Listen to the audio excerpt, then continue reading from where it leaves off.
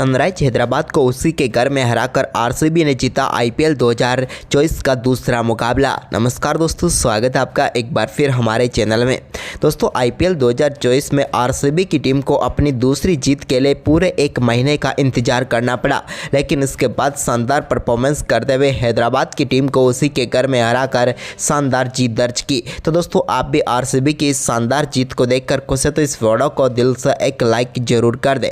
तो चलिए दोस्तों, जानते हैं इस बेहद शानदार मुकाबले का पूरा हाईलाइट शुरुआत से ही। तो दोस्तों, आज के मुकाबले में सिक्का उछला पैट कमिंस ने, लेकिन गिरा ये फेफ के पक्ष में। फेफ डू प्लेसिस ने टॉस जीतकर पहले बल्लेबाजी का फैसला किया। आज के मुकाबले में आरसीबी की टीम को बड़ा स्कोर खड़ा करना था, तो इसके लिए क्रीज पर उतरे विराट कोहली और फेफ ने कमाल की शुरुआत की। पहला ओवर डालने आए अभिषेक शर्मा की पहली गेंद पर विराट के बल्ले से शानदार चौका बैकवर्ड्स करले की तरफ देखने को मिला और इस चौके के साथ शानदार आगाज हुआ। तो वहीं पर इसके बाद दोस्तों दूसरे ओवर की पहली गेंद पर भी एक बेहतरीन चौका फेफ डू प्लेसिस ने भुवनेश्वर कुमार की गेंद पर लगाया और गेंद को बाउंड्री लाइन के पार भेज दिया। तो इसी ओवर की पांचवी गेंद पर भी उनके बल्ले से एक और चौका देखने को मिला, जबकि दोस्तों ओवर के आखिरी गेंद पर भी एक्स्ट्रा कवर की तरफ चौका लगाकर भुवी के इस ओवर में 14 रन बटोर लिए। इसके बाद पैट कमिंस ओवर डालने आए तो शुरुआती गेंद पर ही विराट कोहली ने दमदार शॉट खेलते हुए मिड विकेट की तरफ चौका लगाया। तो वहीं पर ओवर की दूसरी गेंद पर एक्स्ट्रा कवर के ऊपर से वन बाउंस गेंद को बाउंड्री लाइन के पार भेजकर शुरुआती दो गेंदों पर दो बेहतरीन चौके जड़ दिए। इसके बाद दोस्तों ओवर की चौथी गेंद पर फेफ के बल्ले से एक शानदार स्कूप शॉट देखने को मिला फाइन लेग के ऊपर से और इस मुकाबले का पहला छक्का उन्होंने जड़ दिया पैट कमिंस की गेंद पर। तो वहीं पर इसके बाद दोस्तों चौथा ओवर डालने आए नटराजन की पहली गेंद पर भी एक शानदार चौका लगा, लेकिन इसी ओवर की पांचवी गेंद पर नटराजन ने फेफ डू प्लेसिस को एडन मार्करम के हाथों कैच कराकर पेविलियन भेज दिया और पहला करारा झटका दिया यहां पर आरसीबी की टीम को। फेफ 12 गेंदों का सामना करने के बाद 25 रन बनाकर पेविलियन लौटे। इसके बाद दोस्तों छठे ओवर की तीसरी गेंद पर विराट ने कमाल का शॉट खेला और गेंद को सामने की तरफ सीधे 6 रनों के लिए बाउंड्री लाइन के पार भेज दिया। लेकिन इसके बाद सातवें ओवर की आखिरी गेंद पर मयंक मार्कंडे ने विल जैक्स को बोल्ड करके पेविलियन भेज दिया, जो कि इस मुकाबले में 9 गेंदों का सामना करने के बाद सिर्फ 6 रन बनाकर पेविलियन लौटे। इसके बाद दोस्तों 8वां ओवर डालने आए शाहबाज अहमद के ओवर में रजत पाटीदार ने एक शानदार चौका जड़ा। तो वहीं पर इसी ओवर में शानदार तरीके की बल्लेबाजी रही, लेकिन इसके बाद 9वां ओवर डालने आए मयंक मार्कंडे की पहली गेंद पर रजत के बल्ले से एक और शानदार छक्का देखने को मिला। इस बार उन्होंने गेंद को बाउंड्री लाइन के पार भेजा। तो वहीं पर इसके बाद दोस्तों रजत पाटीदार ने 11वें ओवर की दूसरी गेंद पर एक और शानदार छक्का यहां पर लॉन्ग ऑफ के ऊपर से जड़ा मयंक मार्कंडे की गेंद पर। तो वहीं पर तीसरी गेंद पर भी इस बार लॉन्ग ऑफ की तरफ उन्होंने गेंद को बाउंड्री लाइन के पार भेजकर बैक टू बैक 2 गेंदों पर 2 छक्के जड़े। लेकिन दोस्तों ओवर की चौथी गेंद पर ओवर मिड विकेट के ऊपर से छक्का जड़कर छक्कों की हैट्रिक पूरी कर डाली रजत ने। तो वहीं पर इसके बाद दोस्तों ओवर की 5वीं गेंद पर भी एक और शानदार छक्का डीप एक्स्ट्रा कवर के ऊपर से लगाकर लगातार 4 गेंदों पर 4 छक्के इस ओवर में रजत पाटीदार ने जड़े और इस ओवर में 27 रन बटोरे। 24 गेंदों पर 55 रनों की साझेदारी भी पूरी कर डाली। इसके बाद दोस्तों यहां पर 13वें ओवर की दूसरी गेंद पर सिंगल के साथ ही रजत पाटीदार ने मात्र 19 गेंदों पर ही दमदार बल्लेबाजी करते हुए अपना बेहतरीन अर्धशतक पूरा कर डाला। टीम के लिए एक बार फिर कमाल की पारी रजत पाटीदार ने खेली।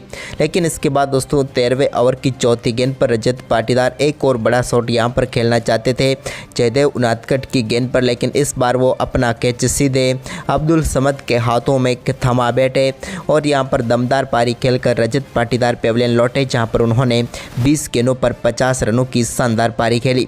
इसके बाद दोस्तों यहां पर विराट कोहली ने 14वें ओवर की पहली गेंद पर शानदार बल्लेबाजी करते हुए अपना अर्धशतक 37 गेंदों पर पूरा कर लिया। लेकिन अर्धशतक के बाद इनके बल्ले से रन निकलना उस गति से नहीं आए जिसकी उम्मीद सबको थी। और इसके बाद दोस्तों 15वें ओवर की 5वीं गेंद पर जयदेव उनादकट ने विराट कोहली को अब्दुल समद के ही हाथों कैच कराकर पेविलियन भेज दिया। विराट 43 गेंदों का सामना करने के बाद 51 रन बनाकर पेविलियन लौटे। इसके बाद दोस्तों यहाँ पर कैमरून ग्रीन ने 16वें ओवर की पहली गेंद पर एक शानदार चौका मिड विकेट की तरफ जमाया पैट कमिंस की गेंद पर। तो वहीं पर इसी ओवर की चौथी गेंद पर भी उनके बल्ले से स्क्वायर लेग की तरफ एक और और शानदार चौका देखने को मिला, जबकि ओवर की आखिरी गेंद पर भी उन्होंने चौका जड़कर 3 चौके इस ओवर में जड़े। लेकिन इसके बाद दोस्तों यहाँ पर महिपाल लोमरोड ने भी शानदार बल्लेबाजी करते हुए एक शानदार चौका यहाँ पर जड़ने में वो कामयाब हुए अपर कट के जरिए। लेकिन इसके बाद 17वें ओवर की तीसरी गेंद पर वो एक और बड़ा शॉट खेलना चाहते थे, लेकिन इस बार गेंद सही उनके बल्ले पर आई नहीं और पैट कमिंस ने शानदार कैच पकड़ा और 4 गेंदों पर 7 रन बनाकर महिपाल लोमरोड पेविलियन लौटे। तो वहीं पर इसके बाद दोस्तों 17वें ओवर में एक शानदार चौका कार्तिक के बल्ले से भी देखने को मिला। तो वहीं पर इसके बाद 19वां ओवर डालने आए पैट कमिंस के ओवर में शानदार बल्लेबाजी करते हुए कैमरून ग्रीन ने उनकी दूसरी गेंद पर एक शानदार चौका एक्स्ट्रा कवर के ऊपर से जड़ दिया। तो वहीं पर इसी ओवर में दिनेश कार्तिक भी शानदार बल्लेबाजी करते हुए मिडॉन की तरफ एक शानदार चौका लगाने में कामयाब हुए।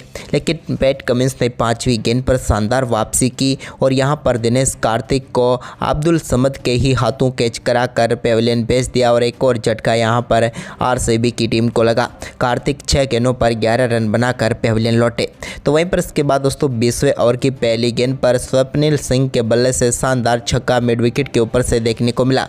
तो वहीं पर इसके बाद दूसरी गेंद पर उन्होंने एक और शानदार चौका लगाया। तो वहीं पर इसके बाद दोस्तों आखिरी गेंद पर स्वप्निल सिंह भी बड़ा शॉट खेलना चाहते थे, लेकिन यहाँ पर वो अपना कैच अभिषेक शर्मा को थमा बैठे और यहाँ पर टीम 20 ओवर में 206 रनों तक पहुंच पाई और 207 रनों का विशाल लक्ष्य यहां पर सनराइज हैदराबाद की टीम के सामने रखा।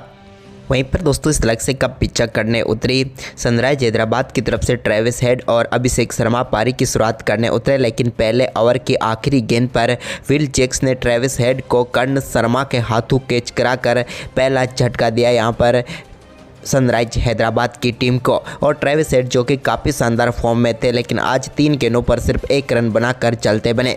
इसके बाद दोस्तों यहाँ पर अभिषेक शर्मा ने शानदार बल्लेबाजी जारी रखी और दूसरे ओवर में एक बेहतरीन चौका उनके बल्ले से देखने को मिला मिड विकेट की तरफ। तो वहीं पर इसके बाद तीसरा ओवर डालने आए विल जैक्स की पहली गेंद पर उनके बल्ले से एक्स्ट्रा कवर के ऊपर से एक शानदार चौका देखने को मिला। तो वहीं पर इसी ओवर की दूसरी गेंद पर उन्होंने शानदार शॉट खेला और इस बार गेंद को लॉन्ग ऑन के ऊपर से शानदार तरीके से छक्के के लिए बाउंड्री लाइन के पार भेजा। जबकि दोस्तों ओवर की आखिरी गेंद को बैकफुट से शानदार छक्के के लिए मिड विकेट के ऊपर से बाउंड्री लाइन के पार भेज दिया अभिषेक शर्मा ने। वहीं पर इसके बाद दोस्तों यहाँ पर अभिषेक की शानदार बल्लेबाजी जारी थी, लेकिन तभी यहाँ पर शानदार गेंदबाजी करते हुए चौथे ओवर की चौथी गेंद पर यश दयाल ने अभिषेक शर्मा को दिनेश कार्तिक के हाथों कैच कराकर पेविलियन भेज दिया और बड़ी व महत्वपूर्ण सफलता यहाँ पर आरसीबी की टीम को दिला दी। अभिषेक 13 गेंदों पर 31 रन बनाकर पेविलियन लौटे। इसके बाद दोस्तों यहाँ पर एडन मार्करम से बड़ी पारी की उम्मीद थी, तो उन्होंने स्वप्निल सिंह के ओवर में एक बेहतरीन चौका कवर पॉइंट की तरफ लगाया, लेकिन इसी ओवर की दूसरी गेंद पर वो फुल टॉस गेंद को मिस कर बैठे और वो LBW आउट होकर पेविलियन लौटे। और एक और बड़ा झटका यहां पर लग गया सनराइज हैदराबाद की टीम को, क्योंकि फुल टॉस गेंद पर ही आउट होकर पेविलियन लौटे मार्करम, जिन्होंने 8 गेंदों का सामना करने के बाद 7 रन बनाए। वहीं पर इसके बाद दोस्तों स्वप्निल सिंह के इसी ओवर में नीतीश रेड्डी ने तीसरी गेंद जो कि फ्री हिट थी उस पर कमाल का शॉट खेलते हुए एक straight down the ground shot को खेला और छक्का जड़ दिया। तो वहीं पर इसी ओवर की 5वीं गेंद पर हेनरी क्लासन के बल्ले से भी लॉन्ग ऑन के ऊपर से एक और बड़ा शॉट देखने को मिला और एक और छक्का उन्होंने जड़ा। लेकिन ओवर की आखिरी गेंद पर वो फिर से बड़ा शॉट खेलना चाहते थे, लेकिन इस बार गेंद वहीं पर खड़ी हो गई और कैमरून ग्रीन के एक शानदार कैच ने पेविलियन भेज दिया हेनरी क्लासन को भी, जिन्होंने 3 गेंदों का सामना किया और 7 रन बनाकर पेविलियन लौटे।